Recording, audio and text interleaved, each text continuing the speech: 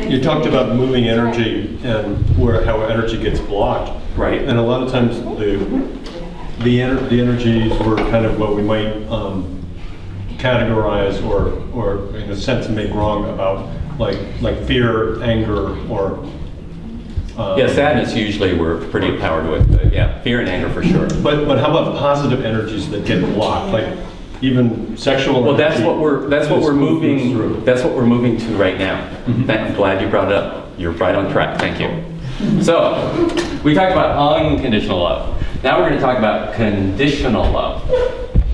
And what I mean by conditional love is that, yeah, there's some conditions on it. You know, you're not going to love an axe murderer the same way that you love your lover, right? Right. You're not going to go out of your way to connect with an axe murderer. So conditional love is actually really great. That's actually your desire. What it is you want. I mean, true, it's ego-driven, but that's okay. There's nothing wrong with your ego. Always? That's an interesting question, because what happens is that the ego is malleable, and in fact, as you transform, your ego changes a little bit, but not so much that it would change dramatically like night and day. But it does change, and you become aware, and so you become more conscious of the things that you really do want. Because a lot of ego intentions are fine. As I said, there's nothing wrong with the ego, because the ego and the desire that comes out of the ego, because that's really what makes us human. We want things more, better, different. That's the nature of the identity. And so the thing is that that's fine, because desire drives passion, and passion drives creativity. If you didn't want something, you wouldn't create anything. You just go back to source, go back to God. I mean, that's actually the last remaining desire. Could you say that again? What drives what drives what? Okay, the ego drives desire. Desire drives passion. It's on my website, by the way. Okay. This site. And in fact, I'll put it on Facebook soon. Okay. And passion drives creativity. And the interesting thing that you'll find is that as you create a life that you love, what naturally happens is that you begin to want to serve. I mean, that's really where I'm at right now, is that I pretty much love my life. I mean, there's a few things that I might want to change a little bit, or create more of, but pretty much I'm focused now on giving my gifts. I mean, right now I'm in total pleasure being able to share with you like this. I mean, this is great. I'm so glad you're here. I'm so glad that you seem to be receiving what I'm saying and seem to be enjoying what I'm saying, and hopefully it's serving you. So that's what happens, is that you begin to naturally shift your energies and your desires towards service. I just wonder as that happens, if it becomes less ego-driven, and so then the conditional love becomes more aware and conscious, less driven by... Well, the thing is, you see, again, it sounds a little bit like you're making the ego the bad guy. Yeah, no, not with any good, not any right or wrong. Okay. Just that it feels less ego-driven, not with a... Well, the thing is, I would assert that we are ego-driven, and there's nothing wrong with it. So even service is ego-driven. It's what we want. It's a desire. The ego has desire. More, better, different. Different in service. I want to serve. I want to serve in a big way. I mean, see, there's a perfect example for you. In my life, there's been times when I've wanted to serve out of ego, because look at me, I do these things with kids, and I do all these great projects, and aren't I something? Versus where it rests for me now is I serve. I would make the distinction that the difference is actually in authenticity. So that one is a little bit inauthentic, and then there's authentic service. Inauthentic service is there's a should be, that I should be in service, that there's something wrong with me if I'm not. Whereas authentic service is I love it. This is what I want to do. This is who I am. This is so natural. It's totally in the flow. It's empowered. I mean, all of those things. And John, this is yes. all part of conditional love. This is is all the threat. Well, this is the piece that I'm talking about. Again, start over, or not start over, but I'll repeat it. Ego drives desire, desire drives passion, and passion drives creativity. So the conditional love are those things that we want, that we love. You know, this is how you choose your mate, or your husband or wife or boyfriend, girlfriend. This is how you choose what you eat. You know, I mean, we're very conditional around the things that we have in our life, or the things that we choose to have in our life. So I know we're struggling with language here, but aren't you basically saying there's ego and then there's discernment, if you will? Like, you know, we go through our life and sometimes it's ego driven, but sometimes it's about discernment and, like you said, sorting what we know is what we don't want. Yes, I'm all for becoming aware of your ego, but never making any desire wrong. Right. You know, so the thing is, you want to become aware of where the drivers are, where the desires are, what are they, and then, you know, sometimes when you actually manifest or fulfill a desire, what will happen is, oh, well, either it was great, or sometimes, you know, we sometimes don't get the full satisfaction either. There's a lot of things that can happen that can get in the way. But if you actually get satisfied and fulfill a desire, then what'll happen is you'll move on to the next desire or something different. Or you find out, oh, I didn't really want that. I actually wanted something a little different. So there's some awareness that comes out of the desire. So I just assert that, you know, all desire is going to come out of the ego, no matter what. And that discernment, yes, is good, because you want to know clearly what it is you want to create in your life. Well, it's awfully hard to exist in our world without ego. Of any, you know, if you had no ego, you would not be able to function very well in the physical plane. I mean, if you Exactly, have no ego, exactly, yeah. exactly. So the ego, I mean, the ego was actually constructed, the identity, I call it the identity, was constructed to serve as essentially a machine, but a survival machine. Sure, yeah. The only problem is that it was created out of something's wrong. You know, when you're a little kid, something's wrong, and then you gotta fix it. And that's the start of the identity. Okay, so conditional love, passion, desire, essentially the life force energy. This is the way it's described by the Greeks. Eros. So you allow that to begin to come through, and probably the easiest way to look at Eros is sexual energy. Okay? So now let's talk a little bit about this, and I'm going to just check the time here, because I do have one last exercise I'd like to do, if we can. Is talk about love, sex, and gender. Big topic. I don't think I'm going to cover it in the next 5 minutes, but I'm going to do my best. So this is a very, I was going to say touchy subject, but that's probably not a good metaphor. It's an area fraught with pitfalls and fraught with feelings and voices, conditioning, cultural conditioning. There's a lot of things going on. And I'm going to kind of generalize one aspect.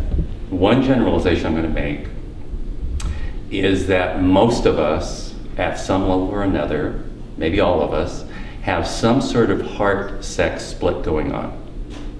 What I mean by that is that they're not really connected when we're with another person sexually.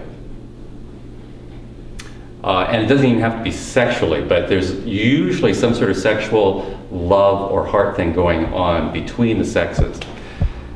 Now, the second generalization I'm going to make is that, so we have the split going on, is that in general, men typically, probably not in Ashland, but typically lead with their sex. They want sex. That's what men want. I mean, it's not exclusively what they want. Of course they want love and everything else, but that is a big driver. Women, again, a generalization, not true in every case, generally want love. And so there's this kind of weird exchange that goes on. Love for sex. Could look like security for sex. Could look like money for sex. But there's some sort of disconnect, and that's why I call it the heart-sex split between the genders. And as a result, and part of the conditioning is that men and women both have a lot of fear and anger present around that whole dynamic that goes on between the sexes. Okay? You know, men feeling like, well, why should I pay for dinner? Well, maybe because I want sex. All right? So that could be it. Or women saying, oh, God, I don't want to do it, but I feel obligated to give him sex. So there's that dynamic going on. So in general, when I do the dance of Eros in a group environment, I will basically, as a man, allow the woman to lead with her energy, her sexual energy, if it comes up. And I'm very, very careful to follow inner guidance in all my movements. So there's never any kind of agenda going on for sexual energy to be present. If it's there, that's great. If not, that's great. Okay? So this is this piece around love, sex, and gender, and authentic dance. Because we're going to move into this. This is the last exercise because I said this is going to be an experiential class. So I'm going to have you move into a little bit of partnering. And so the last piece I want to talk about, I forgot to write it on here, but I just remembered, is I want to talk about boundaries. Because this, you know, and this is related to authentic self-expression. So what I was leading you in at the beginning is authentic dance, and a big piece of that is authentic self-expression, following the truth, finding your truth, finding your inner guidance. Where does it want to go? Now, when you do that with a partner, what happens is that your partner has their own inner guidance. Now, when it becomes ideal is when you both have this sense of whatever the other person's doing is just perfect for you. They're touching you in just the perfect place. They're putting just the right amount of weight on you. Everything is just feeling perfect. Every moment is perfect. And no one's leading, no one's following. So that is the ideal. Now, when sexual energy is present, then it amps up the energy. That life force energy, the passion, that conditional love on top of the unconditional love adds all this energy that begins to flow through your body, moving energy in a much more amplified way. It just becomes very powerful. In fact, Sharon just walked in. She and I have been doing a lot of authentic, dances of Eros together. And so the experience is phenomenal because there's a lot of passion that we both have. And so there's this incredible energy that begins to move through both of us. And aside from being like totally awesome fun, I can tell that it's doing something to my cells. And I think it's doing something to my DNA. Now, I have an intention to be on this planet for a long, long time in a great, healthy body. And I just know that this kind of dance, and especially the dance of Eros, because it's really about the pleasure.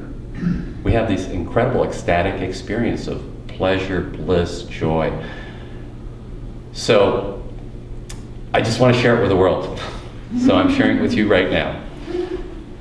But the problem can arise, especially in a group, you know, if you have a partner, that's great. But if you don't have a partner and you're in a dance, it can get scary. Voices can come up. People may do something out of an agenda. You know, there's just a bunch of stuff that can come present. So this is why I want to talk about boundaries. See, sometimes at dance, they try to create a structure. You can't do this, you can't do that, never do this. You know, the rules. So the way I live is, the first rule is there are no rules.